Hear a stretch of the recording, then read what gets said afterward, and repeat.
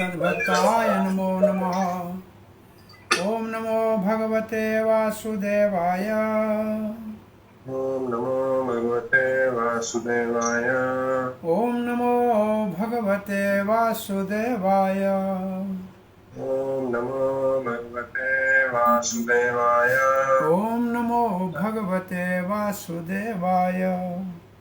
ओम नमो भगवते वासुदेवाय। नारायणं नमस्कृत्यं नरं चैव नरोत्तमं देवीं सरस्वतीं व्यासं ततो जयमुदीरयेत् नष्टप्रायेषु भद्रेषु नित्यं भागवत सेवया भगवती उत्तमश्लोकिर्भक्तिर्भवती नैष्टिकी। कृष्णाय वासुदेवाय देवकी नंदनाय च नंदगोपकुमाराय गोविंदाय नमो नमः। जय श्री कृष्ण चैतन्य प्रभु नित्यानंद श्री अद्वैत गदाधर शिवासादि गौर भक्त वृंदा। हरे कृष्णा कृष्णा कृष्णा हरे हरे, हरे राम राम राम हरे हरे। प्रिय पंचशील भक्तवृंद, दामोदर देश भक्तवृंद, फेसबुक के भाग्यशाली भक्तों, सीता नवमी को सबको शुभकामनाएं। जहनवा भगवान श्री नित्यानंद के प्रियसी का भी आज प्रकट है और मधु पंडित जिन्होंने राधा गोपीनाथ जिन के लिए प्रकट हुए जमुना में, जिनकी वो सेवा करते थे, उन सबका आज मंगलमय समृद्धि का दिन है। उन सब से प्रार्थना मांगते हैं और हम अपने भागवत में जो वंदना के अंतर्गत प्रार्थनाओं, जो भक्ति का एक अंग है, इसको कहते हैं स्तव पाठ या प्रार्थना है। ये 64 अंगों में भक्ति का एक अंग है। भागवत में ये सब प्रार्थना है जिनका विशेष कुछ का या सबका, जैसे हम एक शुभारंभ किया है, 6ठे स्कंद तक पहुंची गए हैं, तो ये भक्ति का एक अंग है।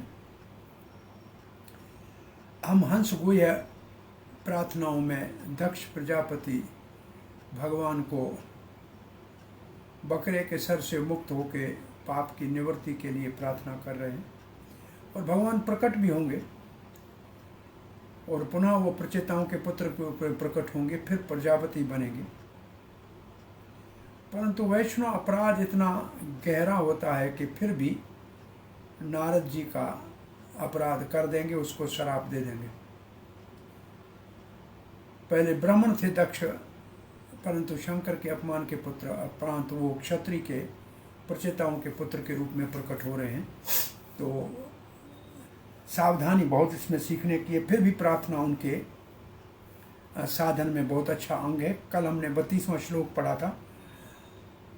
अस्ति इति नास्ति इति च वस्तु निष्ठयोर एक स्थयोर भिन्ना विरुद्ध धर्मणोः अवेक्षितम किंचन योग सांख्यायो समम परम ही अनुकूलम व्रत तत्।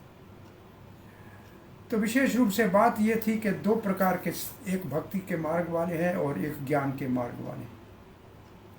ज्ञान वालों को सांख्य वाले के बोलते हैं, सन्यासी भी बोलते हैं।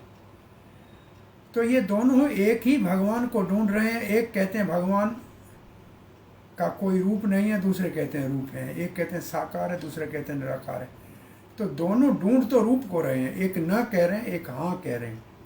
जो न कह रहे हैं वो भौतिकता भगवान में नहीं है, इसका खंडन कर रहे हैं। और जो कहे हैं को जो कह रहे हैं भगवान का रूप है, वो भगवान के दिव्य स्वरूप का वर्णन कर रहे हैं। तो दोनों ही एक ही बात कर रहे हैं। बात ही है, एक संसार से विरक्ति की बात कर रहा है, एक भगवान में आसक्ति की बात कर रहा है। एक जड़ को ढूंढने की बात कर रहा है, एक जड़ में पानी देने की बात कर रहा है। तो दोनों का लक्ष्य एक ही है, परंतु दोनों का दृष्टिकोण अलग है। इसका कल हमने प्रभुपाद जी का तात्पर्य पढ़ रहे थे, जहाँ प्रभुपाद जी कह रहे थे सांख्य जो ज्ञानी है वो भौतिक भगवान के रूप का जो खंडन करते हैं कि भगवान का कोई भौतिक रूप नहीं है, और जो भक्त हैं वो कहते हैं भगवान का रूप है, जैसे ब्रह्म संहिता में लिखा है, ईश्वर परम कृष्ण सच्चिदानंद विग्रह अनादिरादिर गोविंद सर्व कारण कारणम। तो ये तो गोविंद का रूप है, सब कारणों का कारण है, उनका सच्चिदानंद रूप है। उनके तो बहुत सुंदर त्रिभंग ललित स्वरूप है, 2 भुजाओं में वेणु धारण किया हुआ है। और भगवान के चरण कमल तो एक ऐसी नौका है जिसका ध्यान करने से भवसागर पार हो जाते हैं। तो दोनों के अंदर ये जो वस्तु एक है, वस्तु निष्ठयो हो, इसका अर्थ है दोनों का विश्वास जो है वो तो एक ही वस्तु के ऊपर है। एक भौतिकता का निषेध कर रहे हैं, एक आध्यात्मिकता का प्रतिपादन कर रहे हैं। तो ये दोनों ही ब्रह्म को ढूंढ रहे हैं, परंतु उनकी दृष्टिकोण जरा अलग है। तो ये बहुत अच्छी बात है, कोई इसमें बुराई नहीं है। ये कहने का तात्पर्य झगड़ा करना ठीक नहीं है। तो भक्ति शास्त्रों में जो हमको निर्देश दिया गया है वो तो साक्षात भगवान ने दिया है, जैसे भगवत गीता में। और भगवान ही कहते हैं भक्त्या माम अभिजानान्ति, मुझे भक्ति के द्वारा एकमात्र आप जान सकते हो मेरे आध्यात्मिक रूप को। और दूसरी ओर जो ज्ञानी है उनके शास्त्रों में जो मार्ग है उसमें ज्ञानी कहते हैं भगवान के विराट रूप का ध्यान करो, जबकि वो भौतिक है, भौतिक जगत के अंदर है, उसका कोई आध्यात्मिक जगत में अस्तित्व नहीं है। मेरी बात नहीं, तुम्हारा ध्यान तो मेरे हृदय के साथ है। प्रभुपाद जी कहते हैं निरंतर विराट रूप का दर्शन कर। प्रभुपाद जी कहते हैं निरंतर विराट रूप का दर्शन बहुत समय तक नहीं किया जा सकता। अर्जुन ने थोड़ी देर के लिए देखा, फिर हाथ जोड़ के कहा भगवान नहीं, आप अपने 2 हाथों वाले रूप में आ जाइए, वही हमको नित्य मित्रता उससे की जा सकती है, विराट रूप से मित्रता नहीं की जा सकती। ईश्वर परम कृष्ण सच्चिदानंद विग्रह, इसी का देखना चाहते हैं। और श्री मध्व आचार्य जी कहते हैं कम बुद्धि वाले, जिनको मेध सा अल्प मेध हैं, जो वो कहते हैं, वो समझते हैं कि उनका निर्णय ही बस अंतिम निर्णय है, इससे ऊपर कुछ नहीं है। परंतु भक्त पूर्ण रूप से ये समझते हैं कि निराकार की भगवान का एक एस्पेक्ट है, एक दृष्टिकोण है, परंतु वास्तव में भगवान बहुत सुंदर स्वरूप वाले हैं जो आध्यात्मिक है। अब हम आगे का श्लोक पढ़ रहे हैं। यो अनुग्रहार्थम भजताम पादमूलम अनाम रूपो भगवान अनंतः नामानि रूपाणि च जन्म कर्म भी भेजे सह मयम परम प्रसीदो। यो अनुग्रह अर्थम, यह मतलब वो भगवान परम पुरुष अनुग्रह अर्थम, हमारे ऊपर कृपा करुणा अनुग्रह करने के लिए। किसके ऊपर? भजताम पाद मूलम, जो भगवान के चरण कमलों का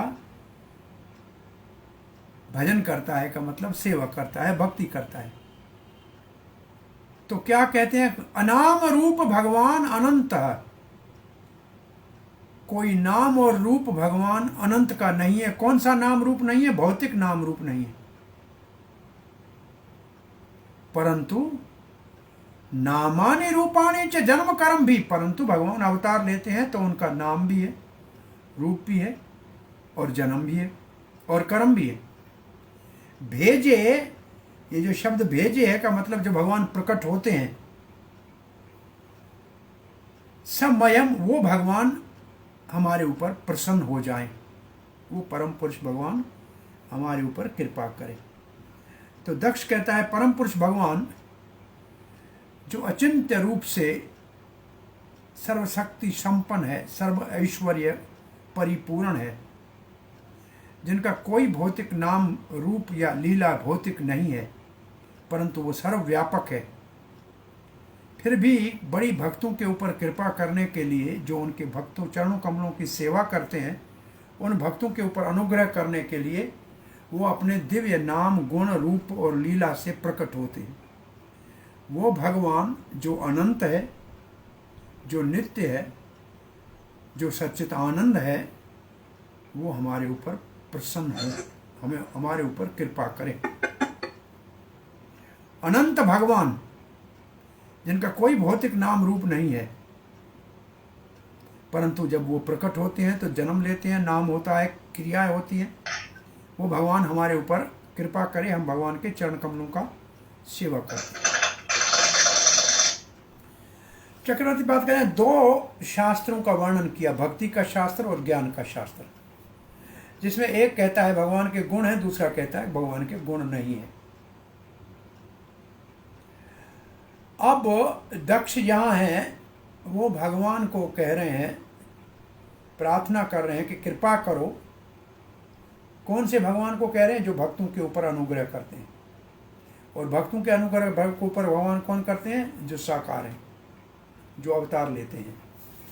श्रीधर स्वामी कहते हैं भगवान के भौतिक नाम रूप नहीं है, अनाम रूप है, परंतु वो विशुद्ध सत्व में जब प्रकट होते हैं, और भेजे का यहाँ अर्थ जब अवतार लेते हैं, भेजे का अर्थ है जब वो धरती के ऊपर प्रकट होते हैं, तो उनके गुण और रूप और लीला सब होती है।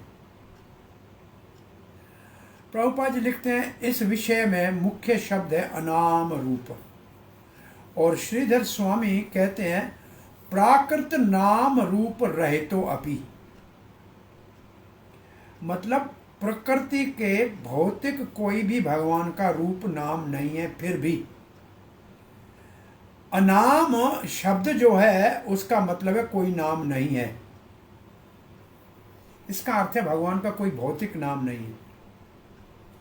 अब प्रभुपद एकदम प्रमाण दे रहे हैं, कह रहे हैं जैसे नारायण का कोई नाम उच्चारण करे, अजामिल की भांति अपने पुत्र को नारायण कह के पुनः बुलाए, पर नारायण तो भौतिक है नहीं, नारायण तो वैकुंठ नाथ का नाम है, नारायण नाम भौतिक नहीं है। यही यमदूतों को विष्णु दूतों ने कहा कि नारायण का नाम भौतिक नहीं होता। इसका अमर्थ अर्थ है कि अनाम का मतलब है भगवान के कोई भी भौतिक नाम नहीं है, सारे नाम चिन्मय हैं। जैसे हरे कृष्ण महामंत्र का उच्चारण करते हैं, ये ध्वनि भी भौतिक नहीं है। प्रभुपाद का पहला जो हरे कृष्ण मंत्र के ऊपर भाष्य बोलू ने बोला था रिकॉर्ड में, बोला ये ट्रांसेंडेंटल साउंड वाइब्रेशन है, ये दिव्य कंपन है, शब्द ध्वनि है, ब्रह्म शब्द है, ये शरीर से ऊपर है, इंद्रियों से ऊपर है, मन से ऊपर है, बुद्धि से ऊपर है, ये आध्यात्मिक स्तर पे है। और प्रभुपाद जी इसका प्रमाण देते हैं कि अगर ये आध्यात्मिक स्तर पे नहीं होते तो ये पाश्चात्य देश के लोग, ये अफ्रीका और रशिया के लोग, ये अमेरिका और यूरोप के लोग हरे कृष्ण क्यों जपते? ये भौतिक होता तो क्यों जपते? ये आध्यात्मिक है, इसलिए इन सबको आकर्षित करता है। और इसमें जो शब्द राम कृष्ण है, उसमें भगवान का नाम भी है, गुण भी है, रूप भी है, तीनों है। कृष्ण नाम भी है और कृष्ण भगवान का आकार भी है सांवला, और कृष्ण भगवान की लीला है, सबको आकर्षण करता है। इसी एक नाम में सब कुछ है। और राम आनंद देने वाला है, नाम भी है, गुण भी है और लीला भी है, रमण करना। तो ये तो सब आध्यात्मिक है। ऐसे ही भगवान का धरती के ऊपर जब प्रकट्य होता है और लीलाएं होती हैं, वो भी भौतिक नहीं होती। ये भगवत गीता में तो स्पष्ट रूप से भगवान ने कहा है, जन्म कर्म च मे दिव्यम एवं यो वेति तत्वतः त्यक्त्वा देहम पुनर्जन्म नैति माम एति सो अर्जुन। अर्जुन, मेरा जन्म, मेरे कर्म दुनिया जैसे नहीं है, अलौकिक है, दिव्य है। इसको जो जान सकता है वो मेरे पास आ सकता है।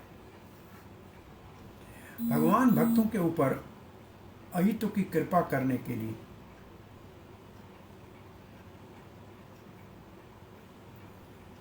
केवल भक्तों के नहीं, अभक्तों के ऊपर भी भगवान आते हैं तो कृपा ही करते हैं।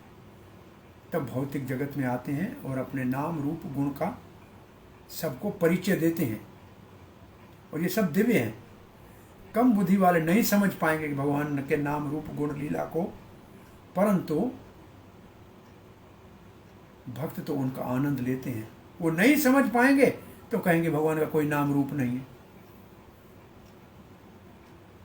परंतु बहुत ध्यानपूर्वक विश्लेषण करेंगे, अच्छी तरह से विचार करेंगे तो निर्णय ये निकलेगा, जो अभक्त हैं और जो कहते हैं भगवान का कोई नाम नहीं है, और दूसरे और भक्त हैं जो भगवान के नाम को प्रेम से सदा ही जपते रहते हैं।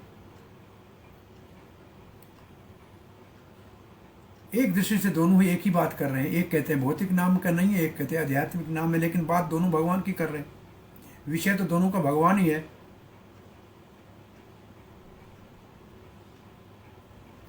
भगवान अजन्मा, वो कहते हैं भगवान अजन्मा है, वो बात भी सच है, झूठ नहीं है। क्योंकि भगवान ही भगवद गीता में कहते हैं अजोपि सन्नभि आत्मा भूता नाम ईश्वरोपि सम प्रकृतिम स्वाम अधिष्ठाय संभवामि युगे युगे। तो जब मैं धरती पे आता हूं तो विशुद्ध सत्व में आता हूं, तब मेरे रूप नाम गुण सब दिव्य होते हैं। ये मेरी भक्तों के ऊपर कृपा है। दूसरे भले इसके ऊपर तर्क वितर्क करते रहे, परंतु भक्तों को इस कृपा का लाभ लेना है, वो लेते हैं और वो आध्यात्मिक आनंद की अनुभूति करते हैं।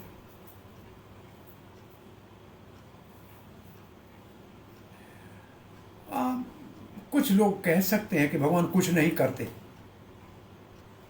ठीक है, वास्तव में भगवान कुछ भी नहीं करते, परंतु फिर भी वो सब कुछ करते हैं। हम जो करते हैं उसकी भी अनुमति वही देते हैं, परंतु हम सब लोगों को ये दिखाई नहीं देता ही नहीं है। अब कम बुद्धि वालों को कहां से दिखाई देगा? सारा भौतिक जगत भगवान के निर्देश में चल रहा है। कुछ भी नहीं करते हुए भगवान सब कुछ करते हैं। कैसे करते हैं? अपनी शक्तियों से। तब एक श्लोक दिया हुआ है, न तस्य कार्यम करणम च विद्यते। भगवान के लिए न कोई कार्य है, न करने के लिए कुछ है। न तत्समस चा अभ्यध अधिक च दृश्यते। न कोई उनके समान है, न कोई उनसे अधिक है।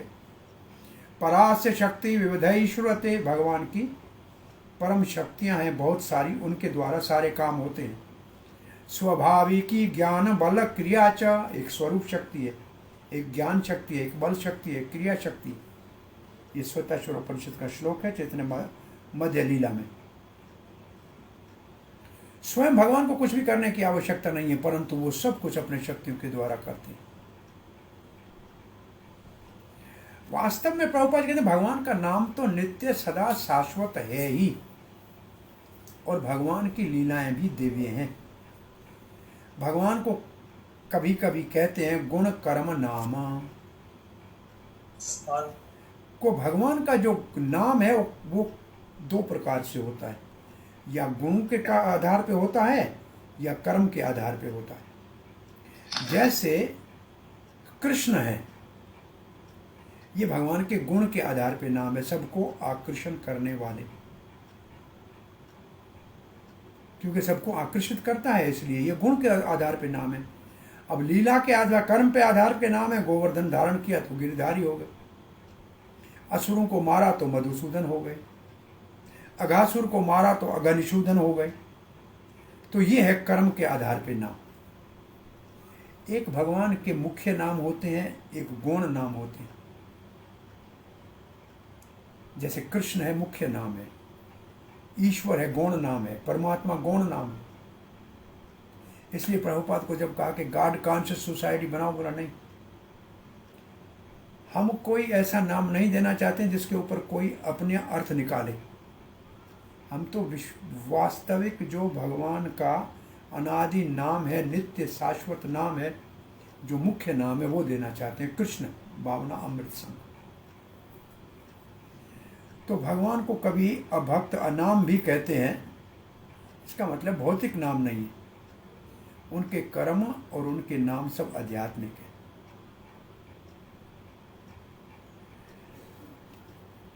फिर बार बार प्रभुपाद जी कहते हैं कम समझ वाले लोग भगवान के सच्चिदानंद विग्रह को नहीं समझ पाते।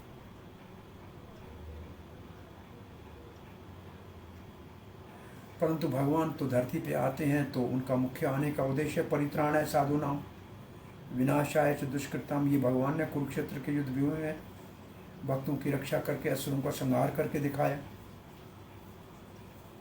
और जो कार्य भगवान ने किए हैं वो सब अद्भुत हैं, दिव्य हैं, और कोई ऐसे कार्य कर ही नहीं सकता। भगवान ने द्वारका में 16,108 विवाह किए, कौन कर सकता है? ये भगवान की अतुलनीय कार्य है, उनकी तुलना की नहीं जा सकती।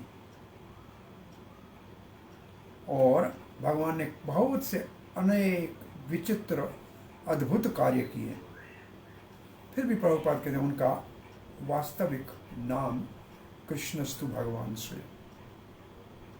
यही भागवत में भगवान का वास्तविक नाम है। और वो अनंत रूपों से अनंत लीलाएं करते, और उनकी हर एक लीला से उनका अद्भुत नाम है। रास बिहारी हो गया, माखन चोर हो गया, ऐसे हजारों लाखों नाम भगवान के, सहस्र नाम।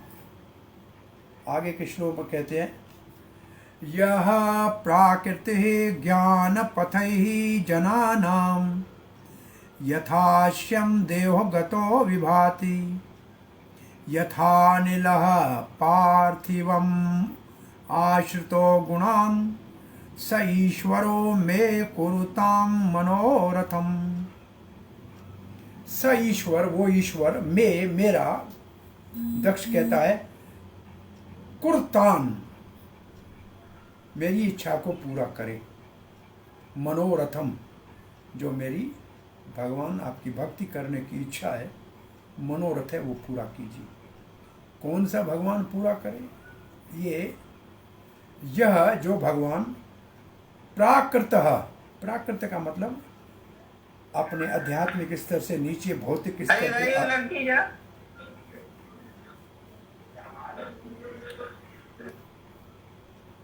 जो आध्यात्मिक स्तर से भौतिक स्तर पे उतर आए। ज्ञान पथै जानानाम, ज्ञान के मार्ग से पूजा करने वाले को, जनानाम, यथा आश्यम, जैसे उनकी इच्छा है, देहगत, उनके हृदय में बैठे हुए हैं, विभाति, प्रकट करते हैं। कैसे? अनिल पार्थिवम, अनिल का मतलब है हवा, और पार्थिव का मतलब पृथ्वी। आश्रित, हवा जब पृथ्वी के ऊपर चलती है तो फूलों से गंध लेती है, दुर्गंध भी लेती है, कहीं कचरा है तो। गुणान, उसके गुण लेती है। सह, वैसे भगवान ईश्वर, वो भगवान हमारे मन को पूरा करे, मन की इच्छा को पूरा करे। जैसे हवा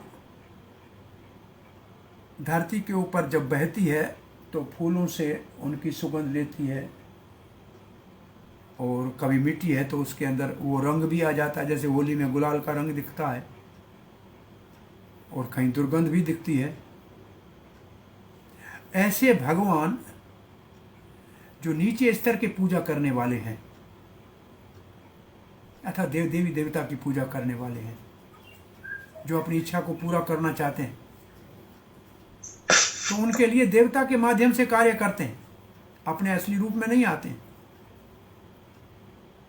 तो उन रूपों की क्या जरूरत है जो नीचे स्तर के रूप है?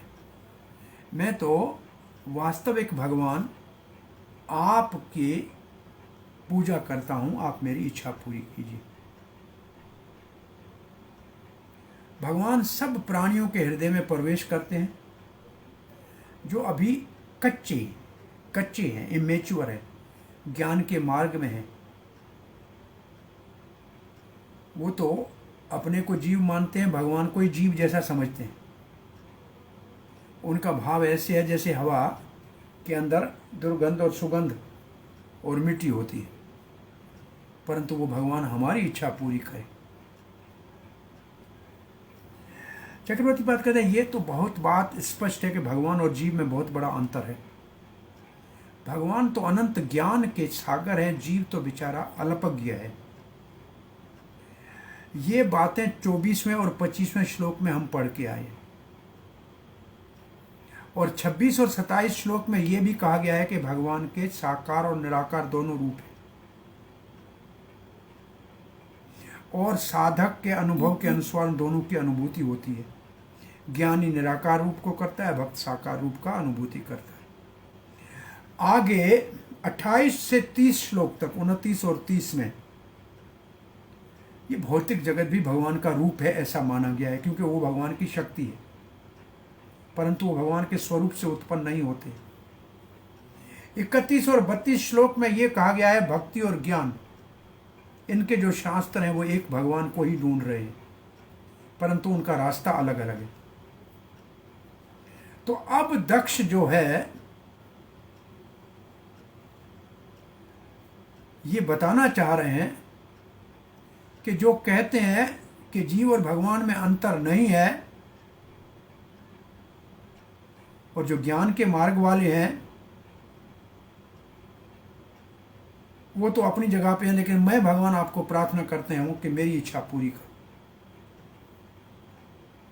उनके शरीर में भगवान प्रकट होते हैं जो अधूरे ज्ञान वाले हैं, कच्चे ज्ञान वाले हैं।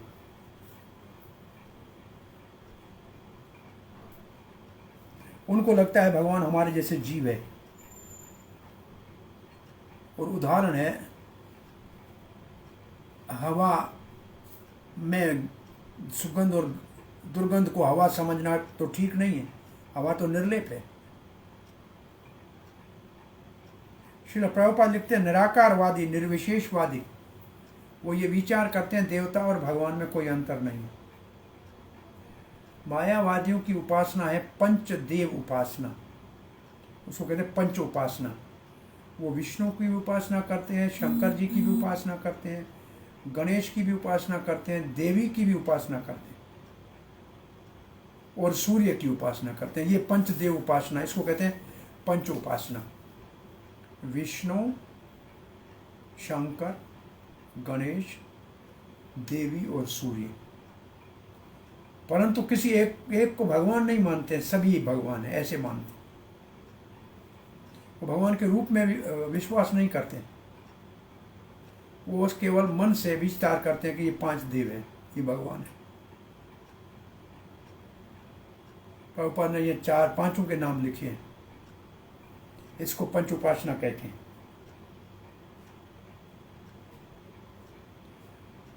और प्रभुपाद कहते हैं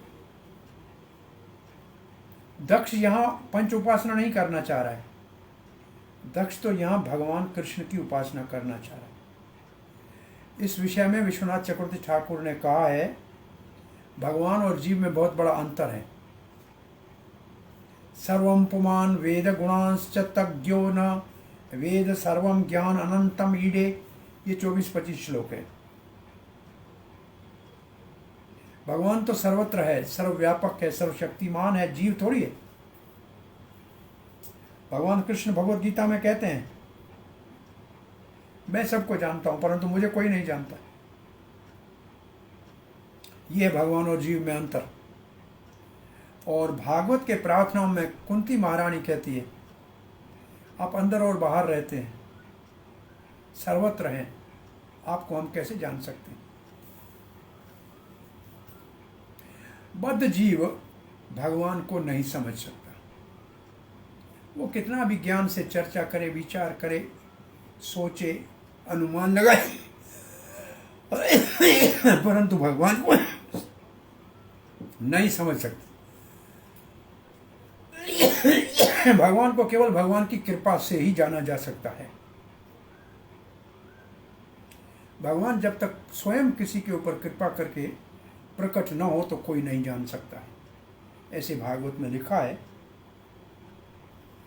अथापीत देव पदाम्बुज देव दिव्य प्रसाद लेशांगृहीत एव ही जानाति तत्वं भगवत महिमानो चान्य एकोपि चिरम विचिन्वन। ये ब्रह्मा जी की प्रार्थना है श्री कृष्ण 5 साल के बच्चे को। हे भगवान, जिसके ऊपर आप अनुग्रह करते हैं ना, वही आपके चरण कमलों की कृपा को प्राप्त कर सकता है। दूसरे चाहे जुगों तक विचार करते रहें, शास्त्र पढ़ते रहें, कभी नहीं समझ पाएंगे। ये शास्त्र का निर्णय है। सामान्य व्यक्ति कोई बड़ा दार्शनिक नहीं है, बड़ा विद्वान नहीं है, वो विचार भी इतना नहीं कर सकता है।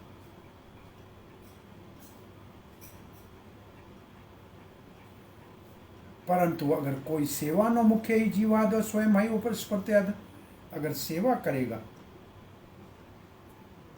तो भगवान अपने कृपा से प्रकट होकर उसको अनुभूति कराएंगे, और वो सेवा जीवा से शुरू होती है, नाम जपना और प्रसाद खाना। भगवत गीता में कहते हैं भगवान केवल भक्ति से ही मुझे जाना जा सकता है, तत्व से, और कोई साधन नहीं। कोई अपने मन से भगवान का रूप की कल्पना करना मूर्खता है। इसलिए दक्ष कह रहा है कि मैंने दोनों आपके साकार निराकार का वर्णन कर लिया, परंतु मैं प्रार्थना करता हूं कि आप मेरी इच्छा पूरी करो। तो इच्छा वही पूरी करेगा जो वास्तव में पुरुष होगा, व्यक्ति होगा, वही इच्छा पूरी करेगा। जो जिसका रूप रंग नहीं है वो आपकी सुनेगा ही नहीं, कान ही नहीं है तो सुनेगा क्या? सुनेगा नहीं तो आपकी क्या इच्छा पूरी करेगा? श्री विश्वनाथ चक्र ठाकुर कह रहे हैं कि ये श्लोक विशेष रूप से निर्विशेषवादी ज्ञानी कच्चे हैं उनके लिए है, जो कहते हैं भगवान और जीव में कोई अंतर नहीं है। मायावादी कहते हैं भगवान के ऊपर माया का पर्दा है और हमारे ऊपर भी माया का पर्दा है, हमारी माया को उतर जाएगी तो हम भी भगवान बन जाएंगे। परंतु ये वास्तव में ज्ञान नहीं है, ये तो मूर्खता है। ये श्लोक ऐसे मूर्खों के लिए है जिनका ज्ञान माया ने हर लिया है। माया परत ज्ञान, चक्रवर्ती पाद लिखते हैं ऐसे ज्ञान मानी न है जो अपने आप को ज्ञानी मानते हैं, वास्तव में ज्ञानी है नहीं। इस विषय में, इस संदर्भ में श्री माधवाचार्य कहते हैं स्वदेहस्थम हरिम प्राहो अधमा जीवम एव तु मध्यमाश्चापि अनिर्णिताम जीवाद भिन्नम जनार्दनम। स्वदेह स्तम हरिम प्राहुर, सब अपने देह में हरि है। कहते 3 प्रकार के चिंतन करने वाले हैं। एक अधम है। अधम कौन है? एक अधम है, एक मध्यम है, एक उत्तम है। यह तीनों शब्द है, अध्यम, मध्यम और उत्तम। तो अधम कौन है, मध्यम कौन है, उत्तम कौन है? अधम वो है जो समझता है कि मैं और भगवान में कोई अंतर नहीं है, मेरे हृदय में मैं आत्मा परमात्मा एक है, वो है अधम।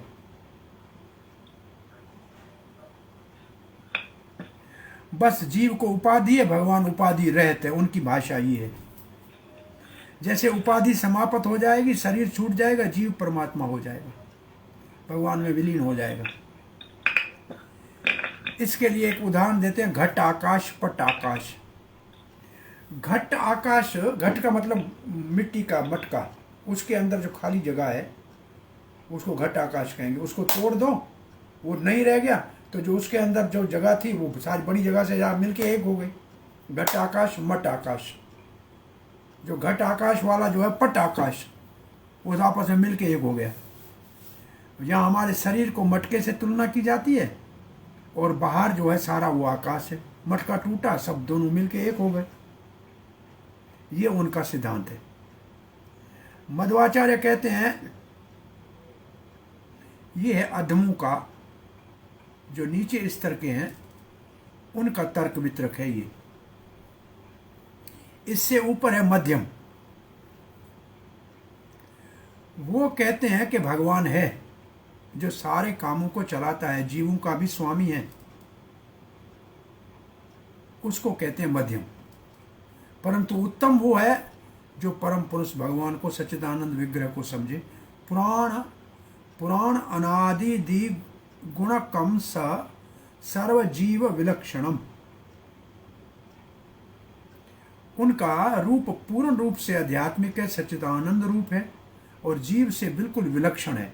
उत्तम तो हरिम पाप्राहु तारतमयेन तेषु च। ऐसे जो दार्शनिक है, बुद्धिमान है, वो सबसे उत्तम है, जो भगवान को समझते हैं, जिनको भगवान अपने आप प्रकट करके अनुभूति कराते हैं, रिवील करते हैं।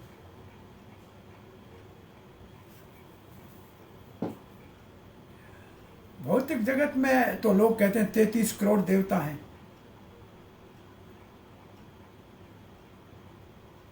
परंतु उन सबके ऊपर एक भगवान है। अब 33 करोड़ की पूजा कब तक करोगे? कहां तक करोगे? किसका संग करोगे? भगवान एक है, सभी उसके अधीन है। भगवान भगवत गीता में कहते हैं मत परतरम नास्ति कुंचित धनंजय, धनंजय मुझसे ऊपर कुछ भी नहीं है। तो ये सारे देवी देवता भगवान के अधीन है। एक भगवान की पूजा करने से सब प्रसन्न हो जाएंगे। भगवान शंकर ब्रह्मा आदि सबसे ऊपर हैं। यह शास्त्रों का निर्णय। इसको कहते हैं उत्तम साधक। ऐसे लोग भगवान को जान सकते हैं। देव देवेश्वरम सूत्रम आनंदम प्राण विधीना, ये समझ सकते हैं। यहाँ हमारा प्रार्थना पूरी होती है। अब सुखदेव गोस्वामी कहते हैं आज कथा को थोड़ा विराम देने है, मेरे को सीता नवमी की कथा करनी है मॉरिशस वालों के लिए। अब 8:05 पे शुरू करनी पड़ेगी। तो सुखदेव गोस्वामी कहते हैं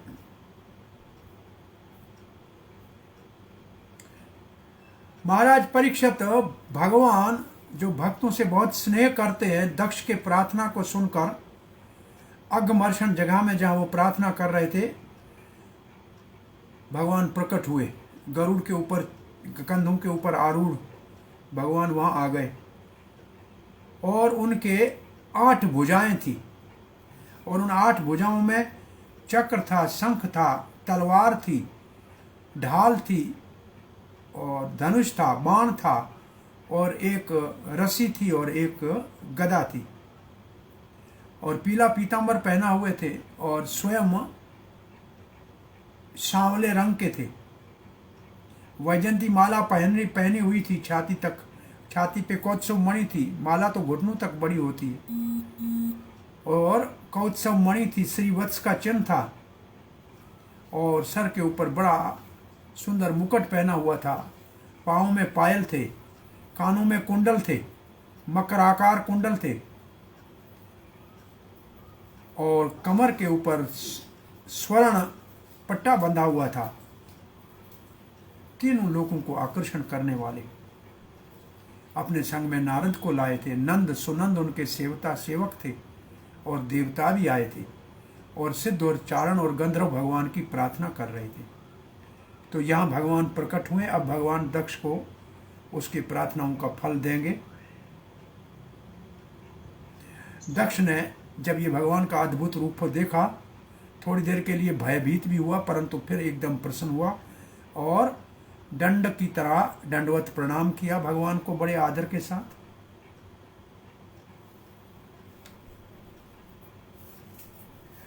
जैसे पर्वतों से नदियां नीचे उतरती हैं, ऐसे दक्ष की सारी इंद्रियां आनंद से परिपूर्ण हो गई। ये अद्भुत उत्तम आनंद का दक्ष को सुख मिला, कुछ कह नहीं पाया, धरती पे पड़ा रहा दक्ष, कुछ नहीं कह पाया दक्ष। परंतु भगवान उसके हृदय को जान गए कि इसके हृदय में प्रजा बढ़ाना है, ये प्रजापति है। तो भगवान उनको अब संबोधन करके कहने लगे। भगवान ने कहा, सुनो हे भाग्यशाली प्रचेताओं के पुत्र दक्ष, आपकी तपस्याएं बहुत उत्तम है और आपकी श्रद्धा मेरे प्रति बहुत महान है।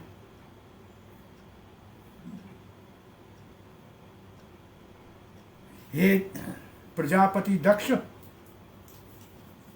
मैं आपसे प्रसन्न हुआ, जाओ सृष्टि को बढ़ाओ, ये मेरी इच्छा है। सृष्टि बढ़ाने का आप जाके कार्य करो।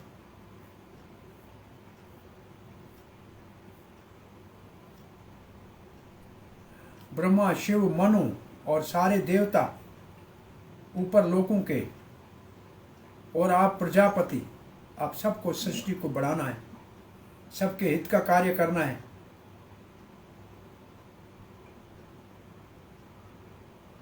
आप सभी एक प्रकार से मेरा शक्ति का अवतार हो और ये सब कार्य करो। तो ऐसे भगवान ने फिर दक्ष को ये सब उनकी प्रार्थनाओं से प्रसन्न होकर दर्शन दिया, और दर्शन भी दिया तो आशीर्वाद भी दिया। अब यहाँ हम विराम देते हैं। आपका कोई प्रश्न है तो पूछिए। इसके बाद क्या है हमारा? छठे स्कंद में है कुछ आगे, देखना पड़ेगा मुझे। किसी को छठा शुरू करना है ना? छठे का छठे में, हाँ छठे में इसके आगे वो है 9th चैप्टर में जो देवी देवताओं की प्रार्थनाएं जो है। ओके, 9वें को देखते हैं। कौन से श्लोक से देखेंगे? कल 9वें वाली कथा करेंगे, ठीक है? कल ढूंढेंगे 9वें में क्या है। हरे कृष्ण। वृत्रासुर वाली आप बता रहे थे ना, वृत्रासुर वाली। हाँ, प्रार्थना तो वृत्तासुर की है, वो आगे आएंगी मेरे ख्याल में 11वें हाँ, की। वो उसके सिर्फ चतुश्लोक, जो चतुश्लोक की वो करनी। 3 उनके श्लोक हैं जो बलराम जी की प्रार्थना के करते हैं, और चतुर्श्लोकी का है, देखेंगे। वो है तो सही, प्रार्थना तो है वृत्तासुर की। जी जी। बड़ी प्रसिद्ध प्रार्थना है। पूरा वल्लभ संप्रदाय उसी 4 श्लोकों के ऊपर सारा उनका सिद्धांत टिका हुआ है। ठीक है brother। हाँ हाँ, ये मैं पढ़ रहा हूँ आजकल। गिरिराज महाराज ने लिखा है, I will build temple for you. तो उसमें लिखा है कि मैं एक वल्लभाचार्य संप्रदाय का, उन्होंने 4 श्लोक मुझे पढ़े सुनाए, प्रभुपाद को आके सुनाया। प्रभुपाद ने छठे स्कंद से उनको पढ़ के सुनाए, और सब उसमें लिखा हुआ था जैसे कथे से। तो मतलब इसका ये है कि चर्चा होती रहती है ये श्लोकों की। तो उसको हमने तो पहले किया था लास्ट ईयर, आरंभ भी इनसे किया था शायद। हाँ जी जी। बराबर। अच्छा, जा रहे हैं तो एक दिन में हो जाएंगे तो कर लेंगे। तो अभी 9, पहले तो 9 आएगा ना, उसके बाद वो 11 में होने चाहिए ना। वो आगे है चैप्टर में, कोई याद नहीं। आगे होंगे वो। चलो कल नए में 9 में देखते हैं क्या है, कौन से श्लोक से कल कोई ढूंढूंगा मैं क्या है। हरे कृष्ण। कल 21वां है brother, 9वें का। 21वां है। चलो 21वें को देखते हैं। 21 उसे ऊपर देखना पड़ेगा क्या है उसमें। 21 9 का 21 जी, देवता। हाँ, देवता बोल रहे हैं। श्री देवा उचुहु वायो अंबराग्ने अपि। चलो क्या प्रसंग क्या है देखेंगे कल, ठीक है? और कोई किसी का प्रश्न जिज्ञासा है? वृत्रासुर की 11वां चैप्टर है brother, ठीक है। 11 होगा, मेरे को ध्यान है 11 होना चाहिए। जी। चलो जी, और समाचार सब कुशल मंगल। ग्रेस सार्वभौम प्रभु जी की हरि बोल। नारायण